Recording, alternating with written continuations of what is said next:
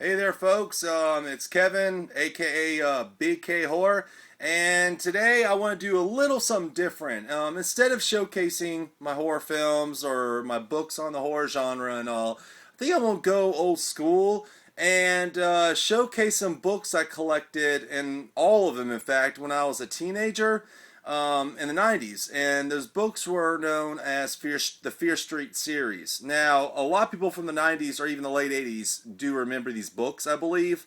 They were very popular during that time, but now they kind of fall off the face of the earth. But anyhow, they pretty much are a series of books geared toward teenagers, and even probably young adults.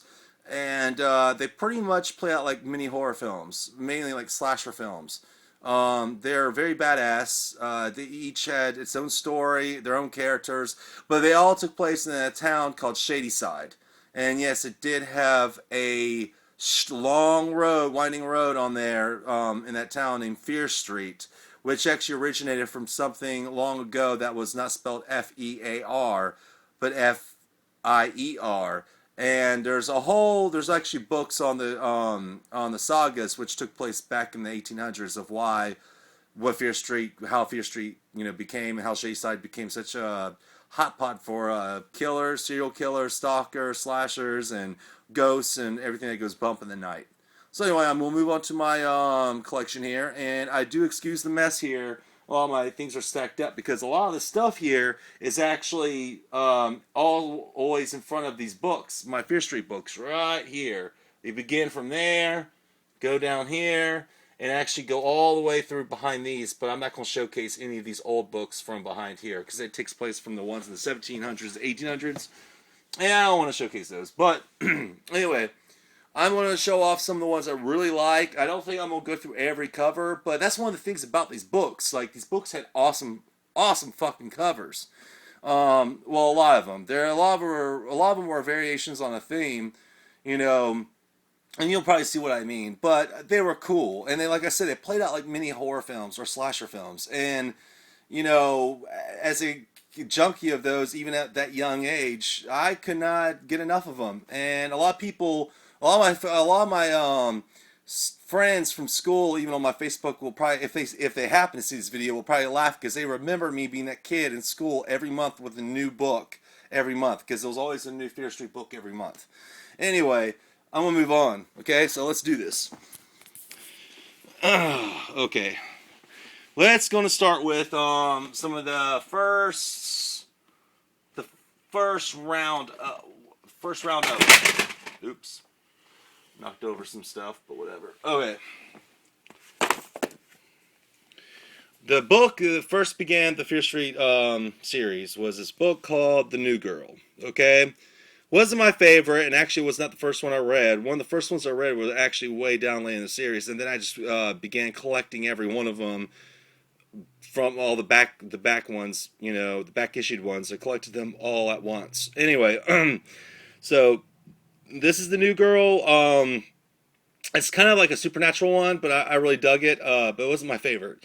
But anyway, that's the first one, and then the second one was the surprise party, and it was just another party until the threats began.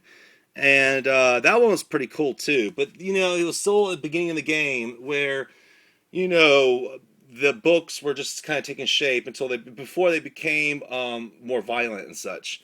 And this is the third book, and this is actually one of my favorite ones, The Overnight. And the caption on there says they shared their terrible secret, but could they get away with murder? And this book was awesome. And one thing I liked about a lot of the early books, and even some of the books in the middle of the series, a lot of the characters, that were introduced were also featured in a lot of the other books. Not like as main characters all the time, but they would come into contact with one of the main characters of the next book or something like that. Like they knew each other in the same circle of friends or something. So it was really cool to see a lot of crossover characters from these books. Because like I said, it was all about all these teenagers that live in Shadyside. Anyway, that was a good one. This one was really cool. Missing. And it had a lot to do about satanic cult that kidnaps her parents and everything, and I think kills them. But it's a really cool book. So there's that one. Another one I really really enjoyed was The Wrong Number. And as you see, it says it began as a prank and ended in murder. Pretty much about these two best friends here. They're having a sleepover together, and they decide to like prank call a bunch of people in the neighborhood. And they happen to call a residence where a husband is attacking and killing his wife.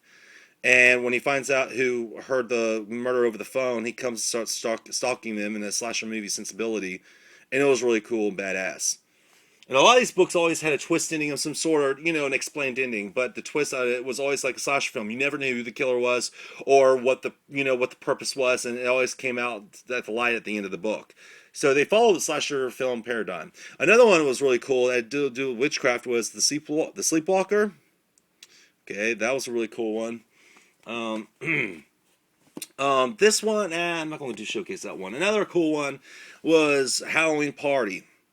This was, I believe, a supernatural based one as well. Okay. And a very great one was The Stepsister. This went into like the idea of like Fatal Attraction or The Hand That Rocks the Cradle type territory about, this, or even the Stepfather, where this stepsister moves into this girl's house and wrecks her life, and or what the character thinks is wrecking her life and out to kill her and the family. Really good book. And another one was Ski Weekend. Okay. And as you see, it has the killer right here. It always remind me of Prom Night with that ski mask killer that had. Anyway, so the next one was The Fire Game. This one was really cool as well. And then after those books, you see, these books are pretty much like 160 pages each. Then not too long or crazy or anything, but so these were the regular ones. And then R.L.Stine, the author, introduced each every few months he'd pull out a Fear Street Super Chiller, which is much thicker. Okay, Super Chillers were actually longer story. Were longer, and they had a lot more going on inside it with the characters, the action, and everything. They were very action packed. This one was this played out like a slasher film on the beach, and I wish I could see a movie like this. This one was awesome. Okay, moving on. The next set I'm going to get to is going to be these. Okay, Lights Out. This definitely was the pinnacle of The Burning or Friday the 13th or Sleepaway Camp put into a teen horror novel. This was a good one, and the killer would like always leave a red, like a signature red feather, for each crime he committed on the campus or whatever you want to call it. But it was a summer camp, and it was a badass book. Okay, another good one was The Secret Bedroom. This one was really cool. And some of these books I don't quite remember all of them, but a lot of them I do. And okay, the next the super chiller that was the first holiday one was Silent Night, and this book was one of my absolute favorites. Okay, as you see, the redhead girl right there, that's Reva Dobley, and she's featured in the Silent Night books. There's like 3 of them, I believe, and she's also mentioned in other novels because she's like the rich, popular bitch of Shadyside High because her father owns like these department stores. But Reva Dobley, yeah, she was a bitch, and she pretty much gets her just desserts in these books. But Silent Night was a great one. Okay. The Knife was a good one. I don't quite remember the plot to it. And I did read all these, but it was eons ago. The Prom Queen was a fun one. Played out like a slasher film. First Date was a good one. I think it was pretty brutal, actually. And then there was the first vampire book of the whole series, which was Goodnight Kiss, which also was a super chiller set in the summertime. See, the summer and winter times had super chillers, I believe. I believe that's how it worked out. Okay, then after the super chillers were introduced, he started doing a 3-part miniseries every summer, I believe, or sometime during the year. And the first one was, and I'm gonna lay them all out here, The Cheerleaders. The first evil, which is actually one of my favorite ones, the second evil, and the third evil. Okay, and the first evil was really badass. These right here played out like supernatural slasher films, sort of like if you're familiar with Hello Mary Lou, Prom Night Part Two. They played out pretty much like that, where accident occurs on a bus trip to another school for a game for the cheerleaders arriving to, and it's a dark, stormy day or night. And they actually crash, and one is thrown out of the bus into like the cemetery, the Spear Street Cemetery, where the grave she lands on and smashes herself against causes her to become possessed by the person from that grave.